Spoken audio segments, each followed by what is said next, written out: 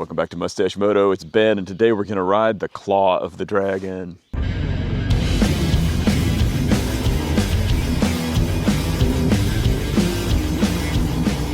So the Claw of the Dragon is actually 5 loops and or an outer loop. If you actually did the entire thing, like every one of the loops, you're looking at over 350 miles, which is more than I'm going to bite off today. I mean, keep in mind these are 350 mountain miles, not nearly as fast as if you were on the interstate or something like that.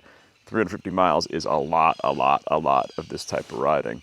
So I'm going to do the outer loop, which should be about, I think I calculated about 240 miles, 250 miles.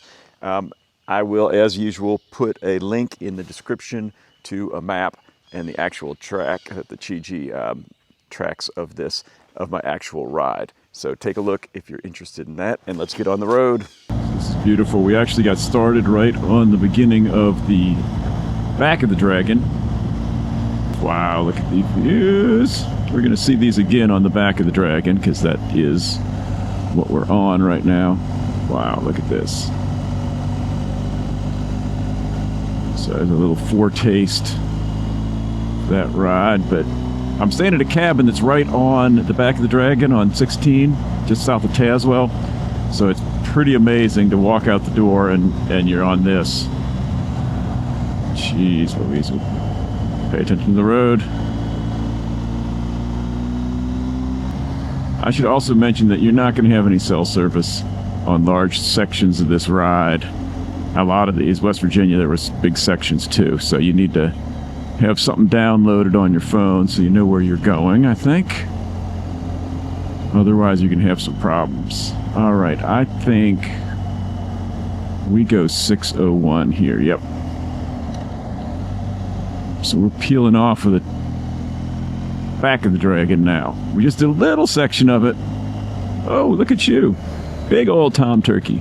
Hey, buddy.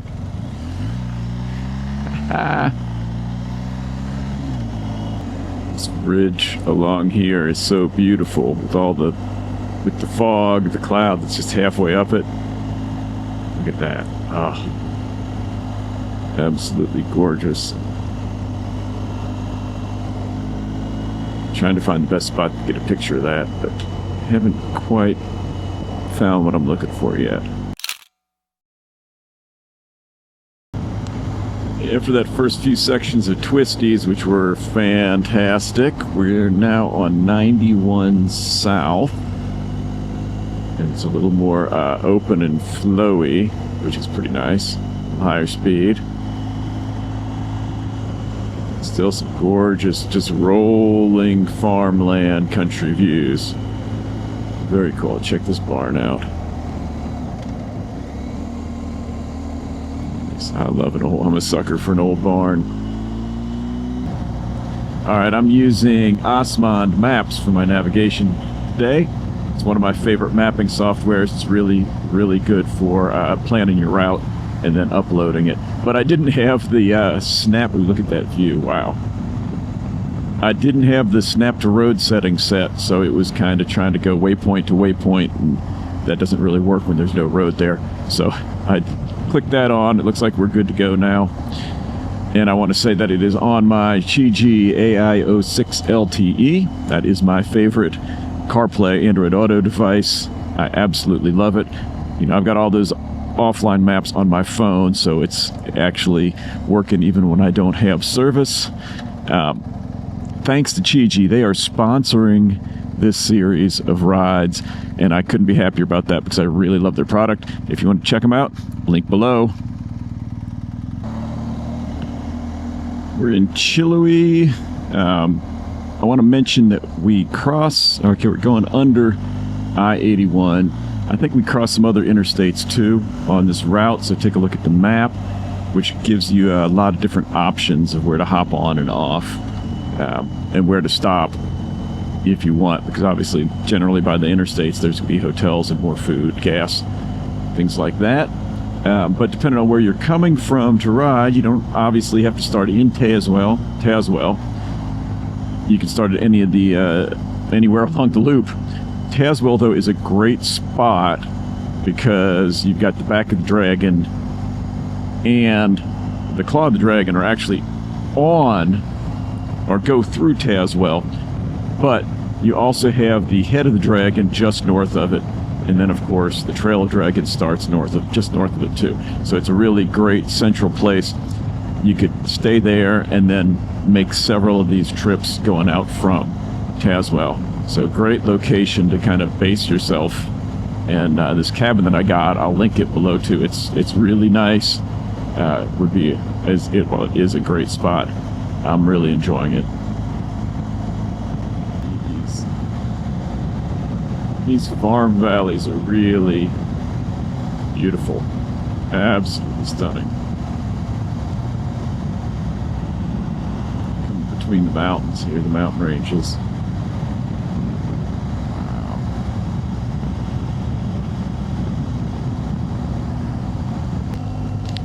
As you can see, I stopped and put on my surgical gloves, my nitrile gloves, as well as my booties, because it started getting a little heavier, and now the rain's gotten a fair amount heavier. It's not dumping, but it's enough that I'd be pretty wet without the extra coverage. And we are also in some nice twisties. As you can see,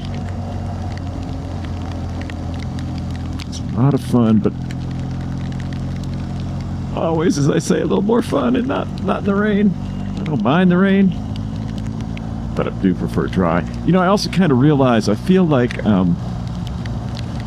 once I get all my rain gear on and all that, I'm like almost not as connected to the ride as without it, because I feel like I'm in a bubble more than normal.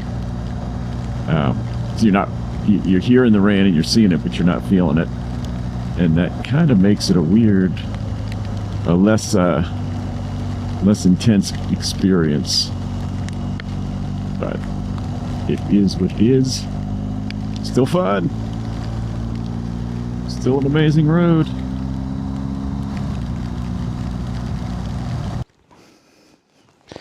Stopped to fix my cuffs. It's a little parking lot. It's a trail crossing. We got the Appalachian Trail coming across. And look at these guys.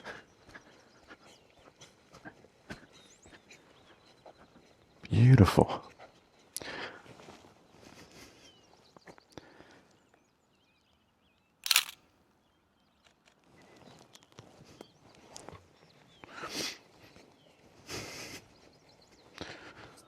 Let's walk through there.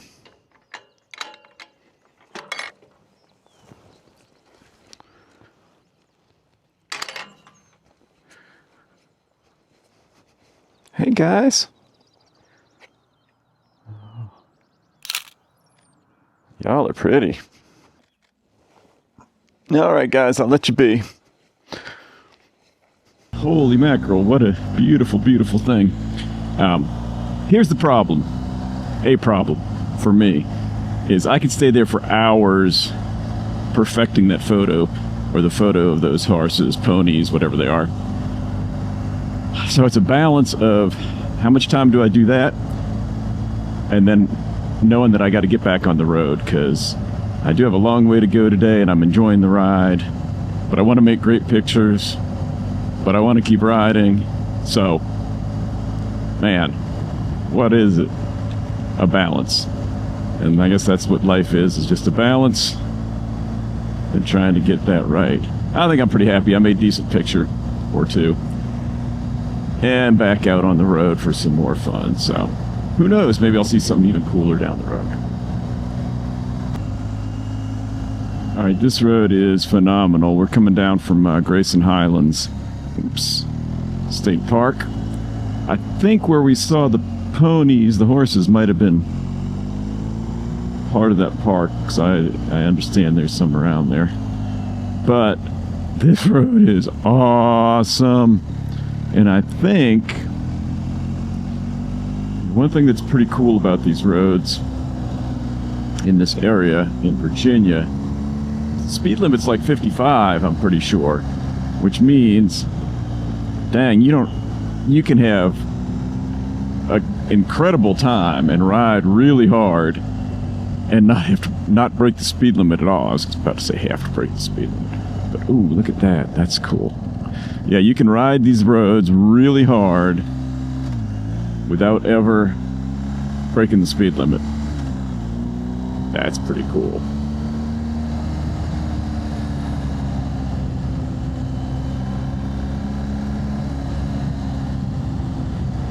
I guess if you're superhuman and you want to ping off the rev limiter every time you hit a straight, but there's no need for that. Woo-hoo. Look at this 15-mile-an-hour turns.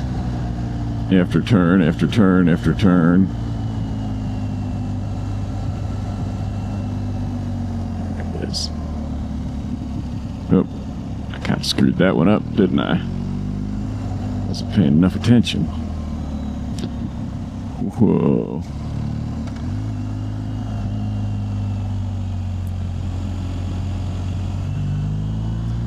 I might need a little short break after this road. Dang. Whew.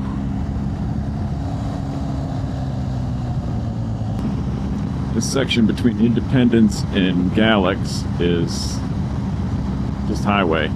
60 mile an hour highway. Not real thrilling. I don't know, 10, 15 miles of this. And I think I'd probably look at the map and see if there's a way around this or a way to plug in one of the other loops. Or part of one of the smaller loops to avoid this, because why bother? Alright, that's been a lot of kind of straight and not real exciting. Coming between Independence, Galax, and then further on. But I think that's about to change. We're dipped off of that road. I think I'd look for a way around that, maybe with one of the other loops. But look, here's the Blue Ridge Parkway. You can check out my other videos. I've got one where I have two videos where I rode the entire Blue Ridge Parkway. That was actually earlier on this same trip. It's an amazing road too. Now that we're on the other side of that, off of that bigger road, I think we're going to have a little bit more fun here. This looks pretty awesome. Not well marked. Smaller road. So you got to be a little careful, extra careful on the turns. This is pretty phenomenal too. Beautiful, beautiful mountain laurel growing all up along the side. It's too bad it's not blooming.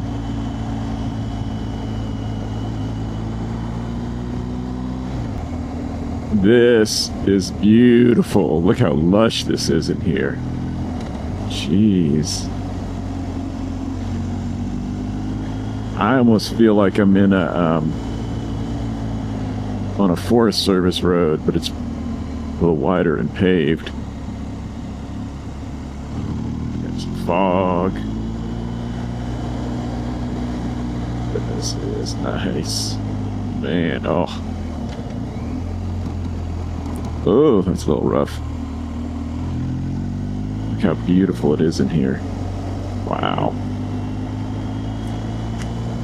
So green. That changed quickly from that long, boring stretch.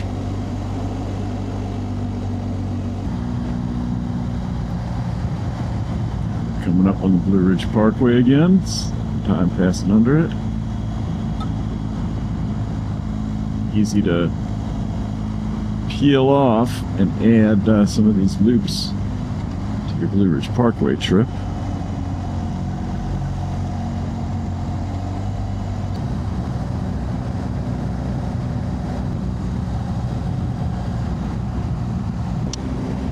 I'm getting a little bored with some of these roads, these long country roads. And they're not bad. You're not sitting in traffic, you're not on the interstate, but they're just not that exciting. Some of them you get some decent views, others like this, there's not much. And it's green, but not so exciting. So I think I should have not just done the outer loop. Maybe I should have worked in some of the inner loops somehow and put it together and get more interesting.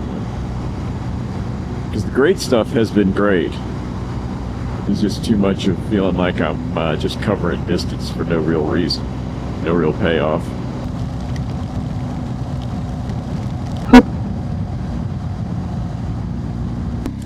All right, last little stretch here into Tazewell, about 30 miles. Those are the signs you always want to look out for. And that's the kind of road you want to be on. Last section, we're going through, I think it's Grapefield Road, maybe? Anyway, it's the last 20, 30 miles to Tazewell. On the outer loop, of course, we're going counterclockwise. It's pretty awesome. Although the road's a little beat up in spots, so you got to be real careful not to overcook a turn. Then you get bounced around and you can be in some trouble. There's also a fair amount of down limb pieces and junk on the road. Oh, these nice fresh section. But that's probably just because we've had storms the last few days. But look at this. Woo. Gorgeous. Oh, this is a spectacular section here. Woohoo! I would stop and take a picture, but I'm having too much fun. Man. All right, folks, we are back in Tazewell. That is the end of the Claw of the Dragon, the outer loop, which is what I rode. I didn't do all the inner loops. We are in Tazewell, and let's see, about 230 miles. Took me about 6-ish hours, including photo stops. Let me pull over here real quick. I'll just put this one right here. All right, so I feel like that's not going to be my favorite Dragon Road. It really is a lot of long, kind of connecting sections. There was some amazing stuff. I mean, the horses were fantastic. Seeing all the rolling kind of pastoral farmland was really, really cool. It was gorgeous. But and then the tight, twisty stuff was spectacular. It was really, really good. But there was just so much other stuff that I was just putting in a lot of miles to get to connect those. Now, if you did a different route and maybe use some of the interior, some of the other loops, and piece it together, you could probably make it more twisty and less of that connection type of stuff. But that's the way I did it. So Claw of the Dragon is done. Probably not the top of my list. Get out there and ride.